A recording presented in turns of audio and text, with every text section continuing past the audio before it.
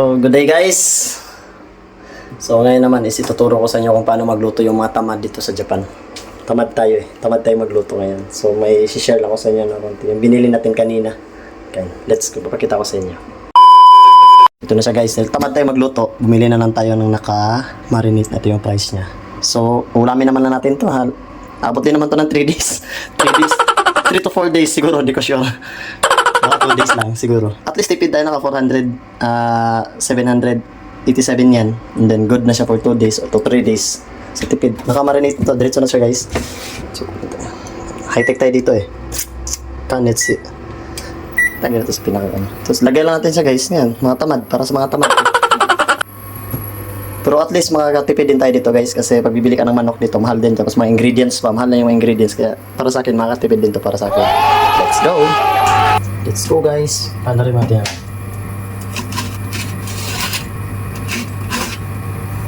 Masyado malakas ito yung apoy natin. Tayo natin ang konti. Natin konti yung apoy kasi masyado malakas Para ito sa mga tamad magluto guys. Pero makatipid tayo dito. Promise.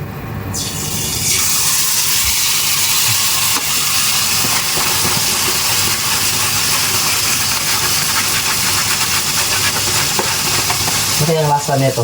First time ko ito, hindi pa ako nakatikim nito Yung ganito, yung mga may natikman ako, pero yung iba, hindi ko na try ito.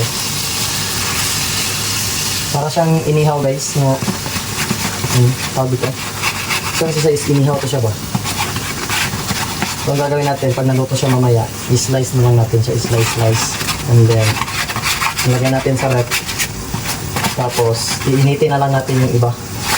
Hindi tayo nakakain tayo, initin na lang natin siya. Nice!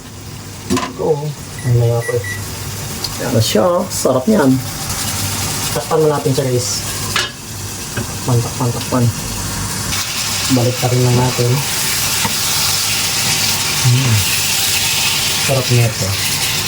Dapat kasi inihaw ko siya. Inihaw pa pala ito dapat. Yung ginawa natin.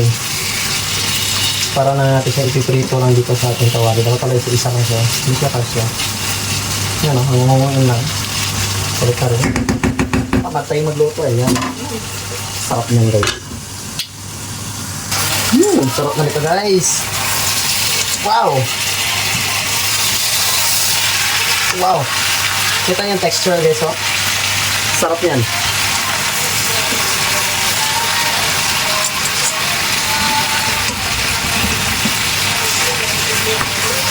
So, hatayin natin ito. Hatayin natin ito. Tatlong slice.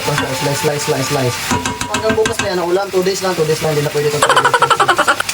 Tapos, sa next day, kasi 4 days lang yung pasok natin ngayon. Luto na lang tayo ng talong. Other day.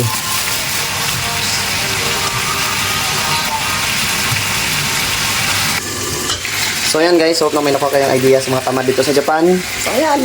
Simple lang. Sarap-sarap yung beso. Nakamarinate na. Luto ka na. Kain na lang. Peace, y'all!